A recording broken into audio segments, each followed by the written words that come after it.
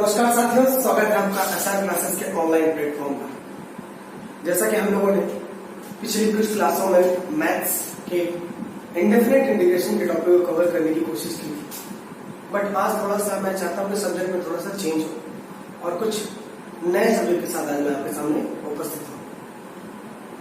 Integration के अलावा maths के टॉपिक को अगर छोड़ दें तो मेरा फिजिक्स का आज का टॉपिक है, जिसको हम इलेक्ट्रोस्टैटिक के नाम से जानते हैं। ठीक है, सो ज्यादा समय न लेते हुए टॉपिक पर चलते हैं कि हम आज क्या पढ़ना चाह रहे हैं। इलेक्ट्रोस्टैटिक, सबसे पहले हमारे सामने जानने की यह जरूरत है कि इलेक्ट्रोस्टैटिक है क्या। इलेक्ट्रोस्टैटिक को अगर मैं हिंदी में बात करूं तो इसको हम स्थिर वैद्युत की कहते हैं। मैं फिर से दोहराता हूं, इलेक्ट्रोस्टैटिक को अगर मैं बात करूं हिंदी में तो इसको हम लोग स्थिर वैद्युत की कहते हैं। इलेक्ट्रोस्टैटिक्स को अब थोड़ा सा एक्सप्लेन करते हैं कि आखिर चीज ये है क्या। तो सबसे पहले जो भी क्लासेस मेरी होंगी वो वैल्यूएबल होगी, आपको हिंदी और इंग्लिश दोनों में आपको नोट्स मिल जाएंगे, ठीक है ना, मेरे टेलीग्राम चैनल पर। ठीक है, तो मैं चाहता हूँ सबसे पहले चीजों को थोड़ी चीजों को एकदम कॉन्सेप्चुअल बेस सीखते चले सर। तो आज का जो हमारा टॉपिक है वो है इलेक्ट्रोस्टैटिक्स। अब चलते थोड़ा इसके अंदर कि आखिर इलेक्ट्रोस्टैटिक है क्या। तो मैं आपको समझा दूं कि electrostatic is a branch of physics in which we study upon rest charge। ठीक है, मैं फिर से दोहराता हूं, electrostatic is a branch of physics in which we study upon rest charge। मैं आपके लिए यहाँ पर लिखता हूं, it is a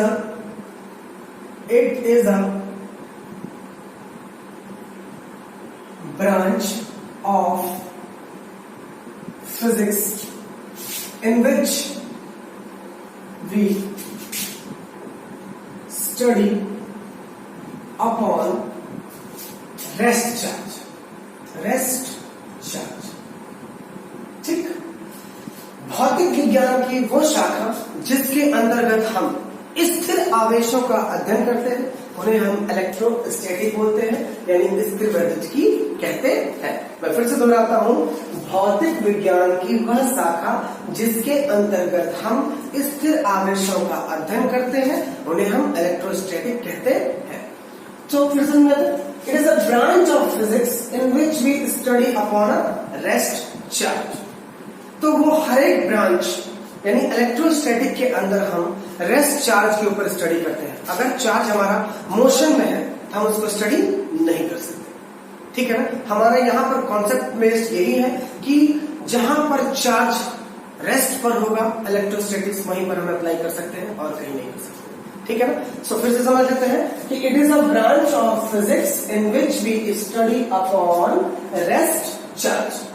ठीक है, अब एक चीज यहां पर सामने बार बार आ रही है, चार्ज। मैं थोड़ा सा इसके बारे में एक्सप्लेन करना चाहता हूं, चीजों को थोड़ा सा और लेकर। हमारा पहला टॉपिक जो है वो शुरुआत होता है इलेक्ट्रोमैग्नेटिज्म।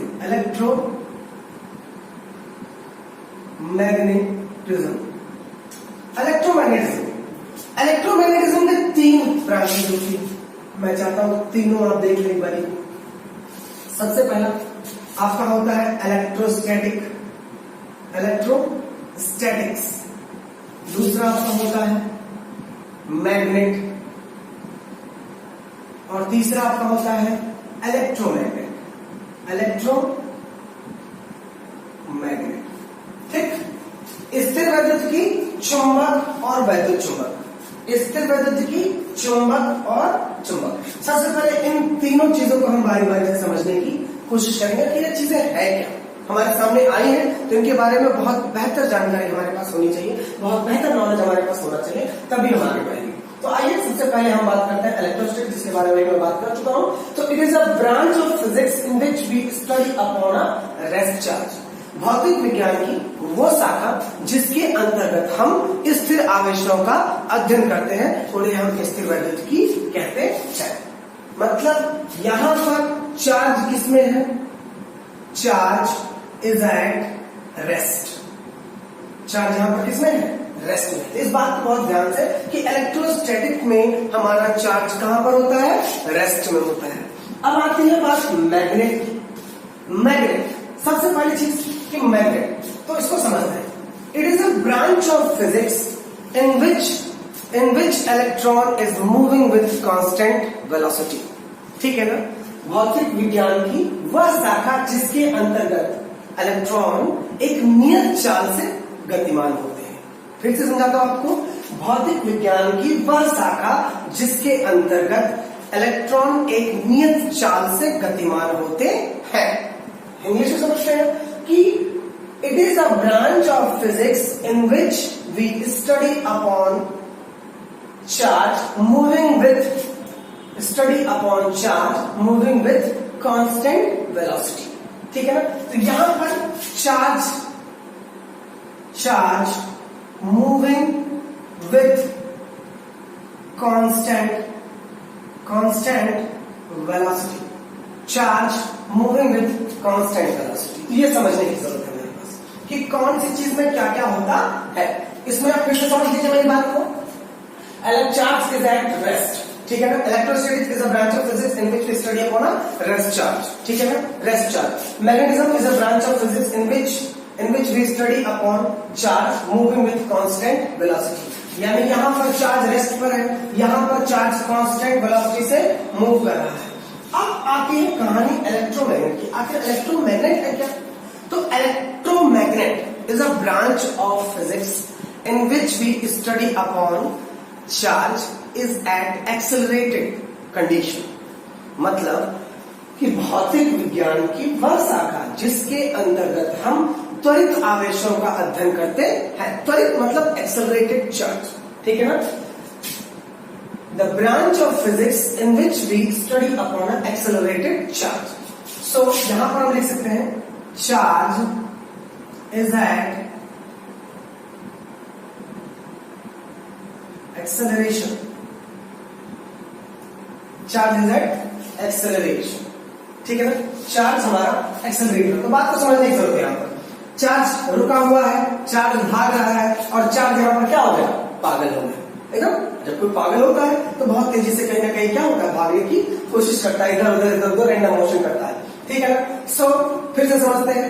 इन तीन चीजों को समझ लेना हमारे लिए बेहद जरूरी है। क्यों जरूरी है? क्योंकि आने वाले कुछ दिनों तक हम केवल इन्हीं टॉपिक को पूरा कवर करेंगे, यानी इलेक्ट्रोमैग्नेटिज्म में ही हम रहेंगे।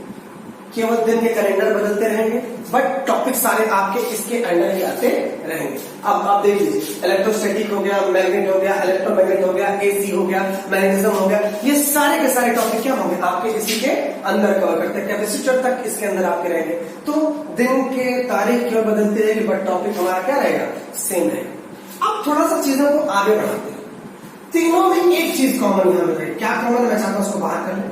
चार्ज। यहां पर भी क्या कॉमन है? यहां पर चार्ज। यहां पर भी क्या कॉमन है? चार्ज। अब आप सोचिए, तीनों में स्टडी किसकी की जा रही है? चार्ज की। तीनों में एक ही चीज कॉमन है, वो है आपका चार्ज। तो तीनों में जो स्टडी हमारी की जा रही है वो चार्ज की। तो हमें भी चार्ज के बारे में बहुत अच्छी नॉलेज होनी चाहिए कि चार्ज है क्या। बहुत अच्छे से डिफाइन करना आना चाहिए हमें कि चार्ज है क्या। अक्सर क्या होता है कि 11th क्लास में जो हम पढ़ते हैं वो हर एक चीजें हमें नजर आती है, ठीक है ना। उनको हम देख सकते हैं, जैसे प्लेनेट हो गया, आपका स्टार्स हो गया। अब कहीं ना कहीं वो विजिबल है, आप उनको महसूस कर सकते हैं, उनको देख सकते हैं, है ना। ये सारी चीजें हो गई। रोलिंग व्हील हो गया, आपका फ्रिक्शन हो गया। इन सब टॉपिक को आपने पढ़ा होगा, महसूस किया, कहीं ना कहीं आप एग्जामिन करके प्रैक्टिकल करके इनको आप देख चुके हैं और उनके बारे में बहुत अच्छी तरह से जानते हैं। But in 12th class something is different. अब यहां पर आपको वो चीजें पढ़नी है जिनको आप देख नहीं सकते, विजिबल नहीं है, आपकी रेंज से क्या है? बाहर है। आपको केवल समझना है ये इतने छोटे हैं कि आपकी आंखों से नजर ही नहीं आएंगे, ठीक है ना। तो बस एज्यूम करना है और हमें सीखते चलना है। और हमारी लड़ाई उन चीजों से है जिनको हम देख नहीं सकते। तो आइए अपनी इस लड़ाई को थोड़ा सा हम आगे बढ़ाते हैं। आज का हमारा पहला टॉपिक जो स्टार्ट होगा वो होगा चार्ज, ठीक है। आइए सबसे पहले चार्ज से रिलेटेड कई सारे इश्यूज को आज हम क्या करेंगे? कवर करेंगे। तो मेरे साथ साथ आप भी बने रहिए, आइए सीखते हैं। सबसे पहला टॉपिक हमारा है चार्ज। चार्ज, इसको हम इलेक्ट्रिक चार्ज भी कह सकते हैं। इलेक्ट्रिक चार्ज, इलेक्ट्रिक चार्ज वैद्युत आवेश। हिंदी में अगर मैं लिखना चाहूं तो वैद्युत आवेश। चार्ज को हिंदी में आवेश कह सकते हैं, वैद्युत आवेश, वैद्युत आवेश। सबसे पहली चीज, चार्ज को हम कैसे डिफाइन कर सकते हैं? Charge is the property associated with matter. फिर से दोहराता हूं, charge is the property associated with matter due to which it produce and experience an electrical and magnetic field. Electrical and magnetic field या electrical and magnetic effect. Electrical and magnetic effect. मैं आपके लिए definition यहां पर लिखता हूं, अगर आप चाहें तो। चार्ज को कई तरीके से हम डिफाइन कर सकते हैं। सबसे पहले मैं चाहता हूं सारी चीजें आपके सामने करें, तो फिर से समझते हैं भाई को। द एक्सेस और deficiency of electron in a body. The excess और deficiency of electron in a body, this gives the concept of charge. मैं फिर से समझाता हूं, किसी बॉडी में इलेक्ट्रॉन की कमी या इलेक्ट्रॉन की अधिकता, इलेक्ट्रॉन की कमी, कम हो जाए या इलेक्ट्रॉन ज्यादा हो जाए, यही आपका चार्ज के कॉन्सेप्ट को बताता है कि हाँ, चार्ज नाम की भी कोई चीज होती है। एक तरह से और हम डिफाइन कर सकते हैं चार्ज को, द फिजिकल क्वांटिटी या physical substance which have ability to attract और repel something, that is called charge, है ना। The physical substance which have force of attraction और force of repulsion, they are called charge. यानी कुल मिलाकर के दो डिफिनेशंस हैं, एक दो चीजें हैं जिनको हम समझ सकते हैं कि चार्ज आखिर में होता क्या है। ठीक है, तो मेरे सामने कई सारे आपके सामने मैं लिख दे रहा हूं, मेरे नोट्स आपको मिल जाएंगे जिनको आप टेलीग्राम पर लिख सकते हैं। ठीक है ना। सबसे पहले charge is the property associated, charge is the property associated with matter due to which it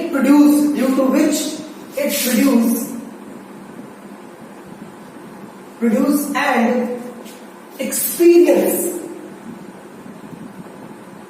experience a electric and magnetic effect. Electric and magnetic effect. Charge is the property associated with matter due to which it produces and experience electric and magnetic effect. ठीक, एक और definition जो आपके सामने मैं लिख रहा हूं, the efficiency, the excess or deficiency of electron in a body, this gives the concept of charge। किसी बॉडी में इलेक्ट्रॉन की अधिकता या इलेक्ट्रॉन की कमी हमारे चार्ज के कॉन्सेप्ट को बताता है कि हाँ, चार्ज नाम की कोई चीज होती है। सबसे पहली चीज, एक और डेफिनेशन जो मैं आपके सामने रख रहा हूं, जो मैं यहाँ लिखना तो नहीं चाहूंगा, दो डेफिनेशन मेरे ख्याल से काफी है। The physical substance which have force of attraction और force of repulsion, they are called charge. The physical substance which have force of attraction or force of repulsion, they are called charge। इस तरीके से हम कई definition के through charge को समझ सकते हैं। अब आइए चार्ज की थोड़ी बेसिक प्रॉपर्टीज पर चलते हैं कि और चार्ज को कैसे समझा जा सकता है, किस तरीके से इसको और बेहतर बनाया जा सकता है और इसके बारे में क्या क्या नॉलेज हम लोग इकट्ठा कर सकते हैं। आइए, सबसे पहली चीज इसको मैं हटा देता हूं आपके लिए।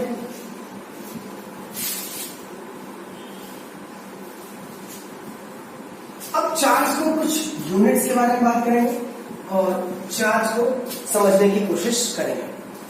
सबसे पहले SI unit of charge, SI unit of charge, SI unit of charge, international system unit of charge. ठीक है ना। चार्ज की क्या यूनिट है? अगर चार्ज की लिखना चाहे तो एम्पेयर इनटू सेकेंड, ये आपकी SI यूनिट है। और इसको हम डिफाइन करना चाहें कूलम। चार्ज की जो यूनिट होती है कूलम होती है, जिसको हम C से डिनोट करते हैं, ठीक है ना। अगर डायमेंशन फॉर्मूला की बात करें, डायमेंशन फॉर्मूला यानी इसकी विमा की बात करें तो इसका जो डायमेंशन फॉर्मूला होता है वो AT होता है, ठीक है ना। कैसे निकाला गया इस पर हम डिस्कस करेंगे अभी के अभी। सबसे पहले I is equals to Q by T, हम लोग इसको जानते हैं, ठीक है ना। अब इसको लिख सकते हैं Q is equals to I into T। तो Q की डायमेंशन तो I यानी करंट का एम्पियर होता है और T का टाइम का सेकंड होता है, सेकंड के लिए T यूज करते हैं, तो ये आपका आ गया AT, that is the dimension formula of charge, ठीक है ना। So in this way we can conclude the dimension formula of charge, ठीक है ना, that is the dimension formula of charge. कुछ और बेसिक प्रॉपर्टी चार्ज की है। अब प्रैक्टिकल, ये तो SI यूनिट होगी, अब प्रैक्टिकल यूनिट जो हमें लैब्स में प्रैक्टिकल करके मिला हुआ है या जिसको हम प्रैक्टिकली प्रूव कर सकते हैं, जरा उनकी बात करें। प्रैक्टिकल यूनिट ऑफ चार्ज, थोड़ा सा मैं आपके लिए एक लाइन बांट दे रहा हूं इधर इधर में। सो इधर आते, practical unit of charge. Practically unit कैसे निकाल सकते हैं हम लोग चार्ज का, जरा इसको समझने की कोशिश कर सकते हैं। जरा एम्पियर इंटू सेकेंड, सबसे पहली चीज ampere into second, ampere into second. So इसको लिख सकते हैं हम लोग 36 कूलम, ठीक है ना, एम्पियर इंटू सेकेंड, ठीक है ना। अब आता है फैराडे, फैराडे हम लोग लिख सकते हैं 96,500 coulomb. 1 Faraday is equals to 96,500 coulomb. ये सारी यूनिट्स। थोड़ा सा और चलते हैं, sorry, 1 coulomb is equals to होता है 3 इंटू 10 की पावर 9, 3 इंटू 10 की power 9 stat coulomb, stat coulomb. 1 coulomb is equals to 3 into 10 की पावर 9 स्टेट कूलम। अब एक और चीज, 1 absolute coulomb, 1 absolute coulomb is equals to क्या, 1 absolute coulomb is equals to 10 coulomb. 1 absolute coulomb is equals to, ये जो छोटी छोटी आपके सामने मैं चीजें लिख रहा हूं, कहीं ना कहीं इनका बहुत बड़ा यूज है। आगे चल करके आपकी नॉलेज को एनहेंस करने में ये बहुत ही फायदेमंद होंगे और आपके नॉलेज को सच में बहुत ज्यादा एनहेंस करेंगे। आइए, 1 फैराडे इज इक्वल्स टू, आपके सामने मैं लिख रहा हूं एक बार फिर से, Faraday, 1 Faraday is equals to 96,500 coulomb. ये सारी चीजें आपके सामने उपस्थित है। अब इन चीजों से आप चार्ज के बारे में एक छोटा मोटा एक जो आपका माइंड सेट है वो आप बना चुके हैं। इस तरह से आप समझ सकते हैं कि चार्ज क्या होता है। मैं फिर से आपके सामने रखता हूं चार्ज की कुछ कॉन्सेप्ट, ठीक है ना। चार्ज के कुछ कॉन्सेप्ट की अगर मैं बात करूं तो सबसे पहले शुरुआत करते हैं चार्ज का। द एफिशिएंसी, द एक्सेस और deficiency of electron in a body, that is called charge. किसी बॉडी में इलेक्ट्रॉन की अधिकता या इलेक्ट्रॉन की कमी ये बताती है कि चार्ज है या नहीं है, ठीक है ना। दूसरी चीज, चार्ज की और बहुत सारे डेफिनेशन है। एक डेफिनेशन और, the physical substance which has force of attraction और force of repulsion, they are called charge. ये सारी चीजें चार्ज। कुछ चार्ज के बारे में प्रॉपर्टी मैंने यहाँ लिख रखी है, जैसे SI unit of charge. Charge की यूनिट क्या हो सकती है, सबसे पहले एम्पियर इंटू सेकेंड, जिसको हम कूलम भी बोल सकते हैं। डायमेंशन फॉर्मूला की अगर बात करें तो AT, A stand for ampere and T stand for time. So अगर मैं इसको निकालना चाहूं, so I is equal to K by T, ठीक है ना, that is the formula for current. So Q is equal to I into T, Q stand for ampere and T stand for time. So ampere into time, that is the dimension formula of charge. अब कुछ practical unit की बात करते हैं, practical unit of charge. पहला ampere into second, ठीक है ना, is equal to 3600 coulomb. 1 Faraday is equal to 96,500 coulomb. 1 coulomb is equal to 3 into 10 की power 9 stat coulomb. 1 absolute coulomb is equals to 10 coulomb and 1 Faraday is equals to 96,500 coulomb. This is the basic information about charge. अब कुछ छोटी छोटी चीजों के साथ हम और आगे चलेंगे, ठीक है ना। कुछ specific properties of charge, specific properties of charge. आइए कुछ स्पेसिफिक प्रॉपर्टीज ऑफ चार्ज को समझने की कोशिश करते हैं।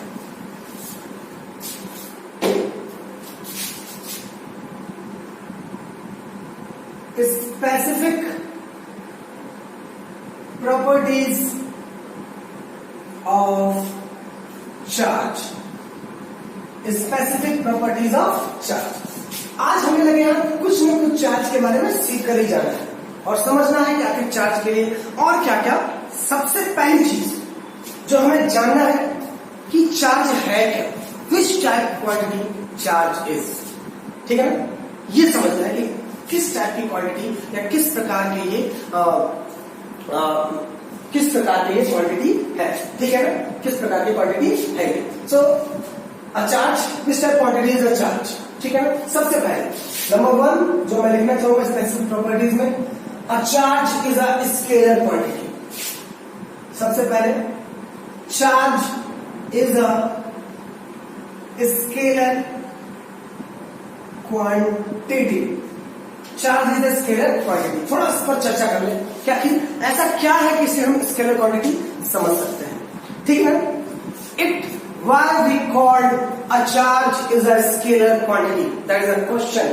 कि क्यों चार्ज को हम लोग एक स्केलर क्वांटिटी कह रहे हैं और उसकी प्रॉपर्टी में लिख रहे हैं कि charge is a scalar quantity because it represent the excess और deficiency of electron in a body. यानी किसी बॉडी में ये चार्ज की कमी या चार्ज की अधिकता को बताता है, ठीक है ना। So that's why we call a charge is a scalar quantity.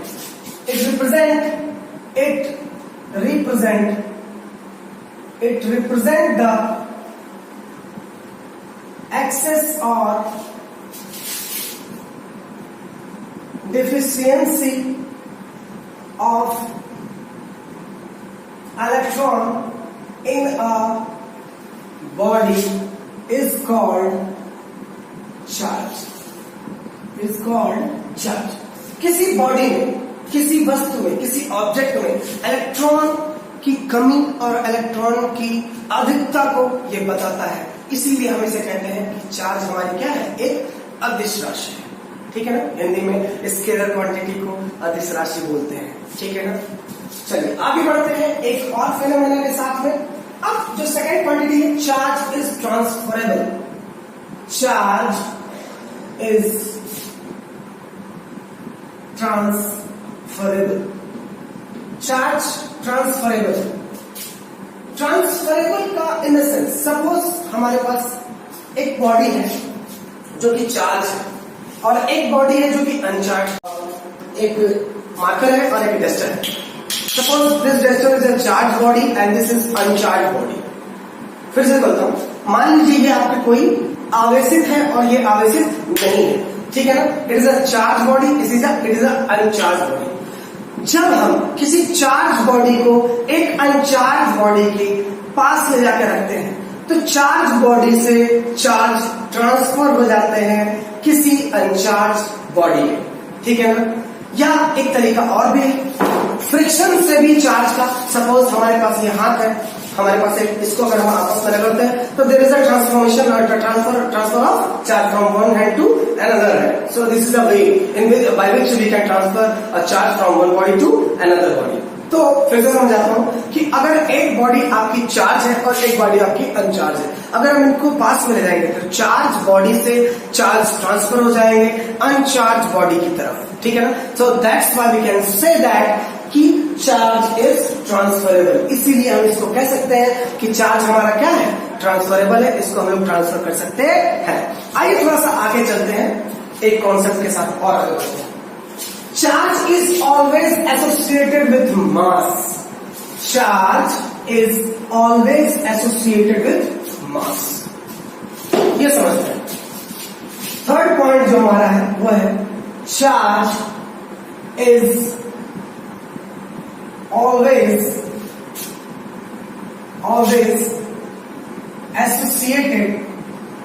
associated with mass. Charge is always associated with mass. बड़ा ही बेहतरीन सा कॉन्सेप्ट है, इस चीज को समझना हमारे लिए बेहद ही जरूरी है कि आखिर ये है क्या। Charge is associated with mass. पहली चीज जो आपके सामने मैं रखा जा, suppose A charge cannot exist without mass. कोई भी चार्ज बिना मास के एग्जिस्ट करता ही नहीं है, बट कोई अनचार्ज बॉडी बिना चार्ज के मास उसके अंदर होता है. सपोज हमारे पास दो चीजें हैं. सपोज ये हमारे पास इंक की बोतल है, इट्स अ चार्ज बॉडी. इसके अंदर मास होना जरूरी है. अगर उसके पास चार्ज है तो दे हैव मास. बट अगर हमारे पास एक मास है तो कोई जरूरी नहीं है इसके ऊपर क्या हो, charge. Just like we have to take an example here. तो एग्जांपल क्या लेंगे? न्यूट्रॉन. न्यूट्रॉन और इलेक्ट्रॉन ये दो हमारे क्या है, एक चार्ज है और एक न्यूट्रल है. तो दोनों के पास मास होते हैं. इस चीज को समझने की कोशिश करते हैं. इलेक्ट्रॉन के पास, मान लीजिए इलेक्ट्रॉन के पास जो हमारा मास होता है वो होता है 9.1 into 10 की पावर -31 किलोग्राम. जबकि न्यूट्रॉन के पास जो हमारा मास होता है वो होता है 1.67 into 10 की पावर -27 किलोग्राम. ये हमारा इलेक्ट्रॉन के ऊपर मास हो गया और न्यूट्रॉन के ऊपर मास हो गया. बट इलेक्ट्रॉन के ऊपर चार्ज होता है -1.6 into 10 की पावर -19 कूलॉम. लेकिन न्यूट्रॉन के पास चार्ज नहीं होता. So a charge can not exist without a mass, but a mass can exist without a charge. बहुत ही जरूरी है कि इस पहलू को आप समझें. ठीक है ना? फिर से मैं अपनी बातों को रिपीट करता हूं. A charge can not exist without a mass. जैसा कि मैंने हेडिंग में लिखा है कि charge is always associated with a mass. So without mass a charge can not exist. ठीक है ना? इस बात को समझने की कोशिश करिए कि without mass a charge can not exist, but without charge a mass can exist. Example आपके सामने, electron and neutron. Electron have charge -1.6 into 10 की power -19, but neutron are electrically neutral. They do not have sufficient charge, they do not have charge. यहाँ charge की property 0 होती है. तो इस चीज को समझना बेहद ही हमारे लिए जरूरी था. आइए थोड़ा सा एक चीज और समझते हैं, एक प्रॉपर्टी और. Charge is always associated with mass. Charge is always associated with mass. उम्मीद करता हूं आपको ये चीज समझ में आ गया होगा कि आखिर चार्ज है क्या. फिर से एक बार को मैं चाहता हूं रिपीट कर दूं आपके लिए कि अ charge can not exist without a mass, but a mass can exist without a charge. बिना मास के कोई भी चार्ज एग्जिस्ट नहीं करता, बट बिना चार्ज के एक मास एग्जिस्ट करता है. ठीक है ना? आइए थोड़ा सा आगे बढ़ते हैं. Charge is quantized. Charge is quantized. Charge is quantized. Charge is quantized. What are the most important properties of charge? What are the most important? Charge is quantized. What is the meaning of quantized here? What is the meaning of quantized का यहाँ पर क्या मतलब होता है, ये समझना हमारे लिए जरूरी है. क्वांटाइजेशन मतलब क्या? कोई भी चार्ज आपका इंटीग्रल मल्टीपल पे क्या होता है, बराबर होता है. यानी चार्ज पॉजिटिव भी हो सकते हैं और नेगेटिव भी हो सकते हैं. मैं आपको लिख देता हूं यहां पर. The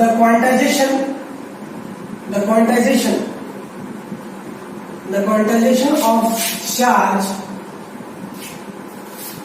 the quantization of the charge is the property by virtue of which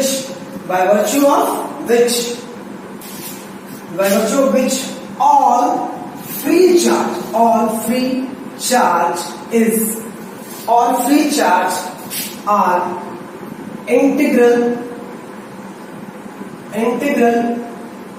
multiple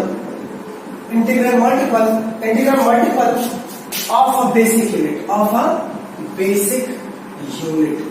Integral multiple of a basic unit of charge. इस बात को समझना आपके लिए बहुत ही जरूरी होता है. A quantization of charge is a property by virtue of which all free charge are integral multiple of basic unit of a charge. ठीक है ना? जैसे Q is equals to NE. इसको समझना है। Q is equal to, that is called quantization of charge. Q is a quanta of charge. N is a number of electron. N is a number of electron, and E is a basic unit of charge. एक word यहां पर मैंने use किया quanta, एक word यहां पर use किया गया है quanta. What is quanta here? हम लोगों ने देखा कि हमारे घर में एक बल्ब लगा हुआ है, ठीक है ना। शुरुआत में हम लोग आगे भी 11th में कुछ चीजें पढ़ी, जिसमें हम लोगों ने पढ़ा था कि the distribution of energy in the form of quanta, bundles, packets के फॉर्म में एनर्जी का डिस्ट्रीब्यूशन। सामने ऊपर एक बल्ब लगा हुआ है, इससे एनर्जी क्या हो रही है? रिलीज हो रही है in the form of bundle और पैकेट। एक बंडल या एक पैकेट को हम लोग क्वांटा बोलते हैं, उसकी कुछ एनर्जी होती है जिसको शायद हम एच न्यू कहते हैं। H is a Planck constant and nu is a frequency. So वैसे ही चार्ज का एक पूरा बंडल होता है, ठीक है ना, जिसको हम क्वांटा से क्यू से डिनोट करते हैं, ठीक है ना। अब इंटीग्रल मल्टीपल जो है ये एन से रिलेटेड है। अब ये एन आपका पॉजिटिव भी हो सकता है और नेगेटिव भी हो सकता है।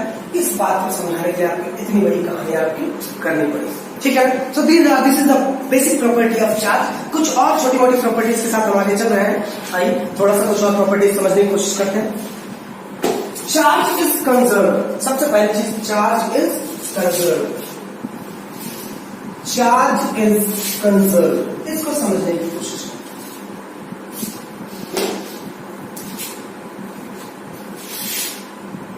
Charge is conserve. Charge is conserve. सबसे पहली चीज, कंजर्वेशन ऑफ चार्ज का क्या मतलब? थोड़ा सा एग्जांपल लेके चलते हैं। इन any isolated system the number of charge is always be equal, ठीक है ना। इन दिस मतलब किस सेंस में मैं आपसे बात करना चाह रहा हूं, ये समझने की। इन any isolated system the number of charge does not change with time. अगर ये डेस्टर मैंने लिया, सपोज दिस इज अ डेस्टर, ये कोई आइसोलेटेड सिस्टम है, एक कोई आवेशित समझ सकते हैं इसको, एक आवेशित डिब्बा है, आवेशित डेस्टर है, इसमें कुछ चार्ज है। समय के साथ इसके अंदर चार्ज आपके बढ़ नहीं सकते, तो चार्ज ऑलवेज बी कंजर्व, ठीक है ना। चार्ज ऑलवेज बी कंजर्व, ठीक है ना। चलिए थोड़ा समझने की कोशिश करते हैं। इन isolated system the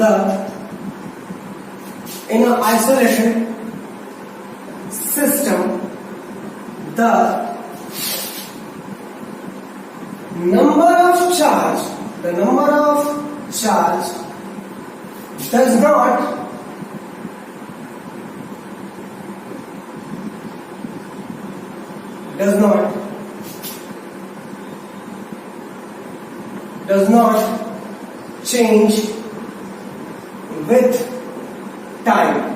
does not change with time. किसी भी आइसोलेटेड सिस्टम में नंबर ऑफ चार्ज टाइम के साथ चेंज नहीं हो सकता। So in any isolated system number of charge does not change with time. ये समझना बेहद ही जरूरी है, ठीक है ना। एक और तरीका समझने का, the charge neither be created nor be destroyed, it can transform from one body to another body, ठीक है ना। The charge neither be created nor be destroyed, it can transform from one body to another body, ठीक है ना। फिर से बोलता हूं, the charge neither be created nor be destroyed, it can transform from one body to another body। यानी किसी भी चार्ज को हम बना नहीं सकते, मतलब कि ना तो उत्पन्न कर सकते हैं और ना ही नष्ट कर सकते, बस एक बॉडी से दूसरे बॉडी उसको ट्रांसफर कर सकते हैं। आइए एक property, one of the most important property for you guys, आइए थोड़ा सा समझने की कोशिश करते हैं। Charge is invariant. Fifth property is charge is invariant. Charge is invariant. What is the meaning of invariant? सबसे पहली चीज, charge is free from any, charge is free from any frame of reference. Charge is independent या charge is free from any frame of reference.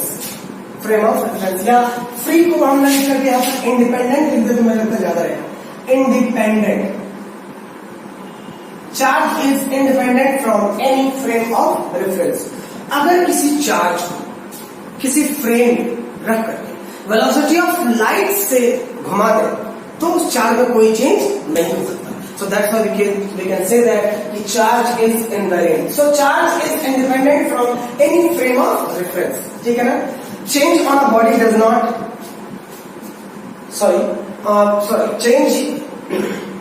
Charge is independent from any frame of reference.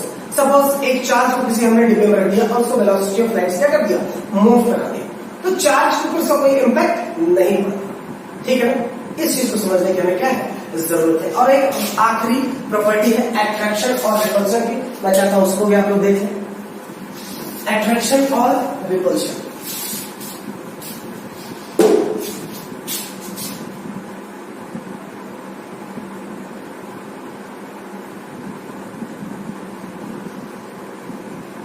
Attraction and repulsion मैं इसके लिए लिखता हूं.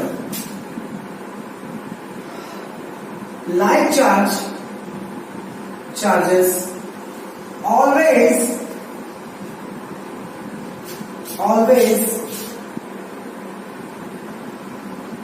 repel to each other,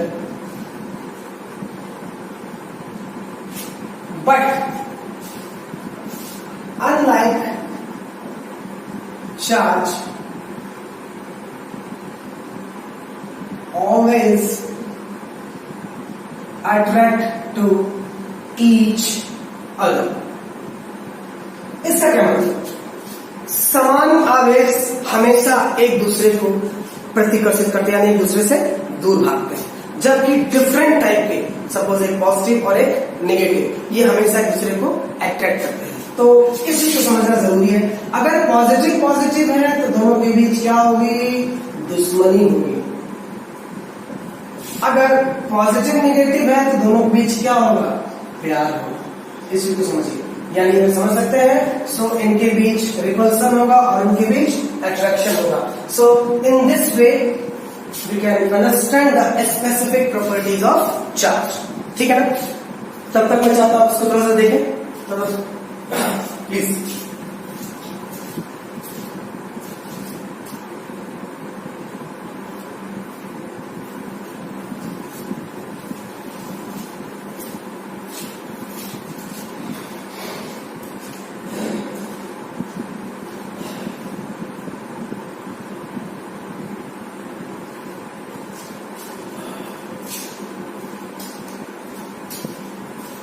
चलिए कुछ छोटी मोटी चीजें और है चार्ज से रिलेटेड, मैं चाहता हूं आज ही इसको खत्म कर लें, तो कल कुछ नए टॉपिक पर हम लोग चलेंगे.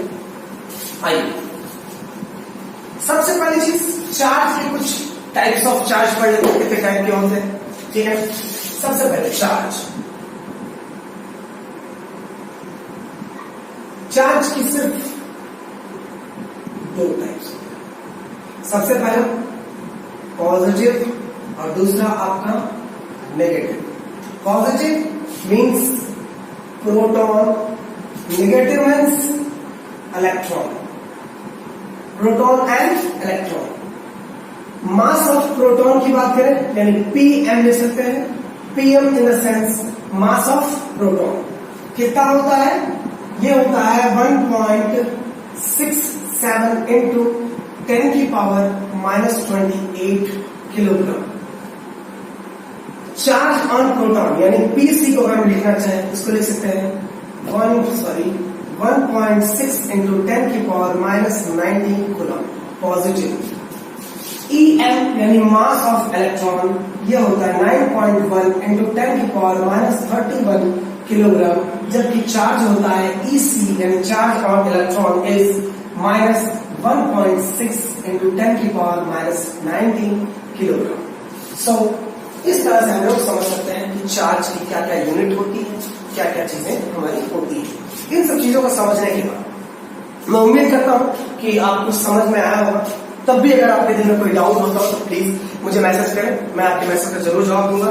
और यदि अगर आपको मेरा वीडियो अच्छा लगे तो प्लीज कमेंट करें और लाइक जरूर करें, ठीक है। और जिन लोगों ने अभी तक मेरे चैनल को सब्सक्राइब नहीं किया हो प्लीज मेरे चैनल को सब्सक्राइब करें, ठीक है, जिससे ज्यादा से ज्यादा तक मेरी पहुंच हो सके और मैं अच्छे से अच्छी चीजों को कवर करके आपको समझा सकूं, सिखा सकूं, ठीक है ना, और इस चीज को मैं और आगे की तरफ बढ़ा सकूं। तो बहुत बहुत धन्यवाद आपका।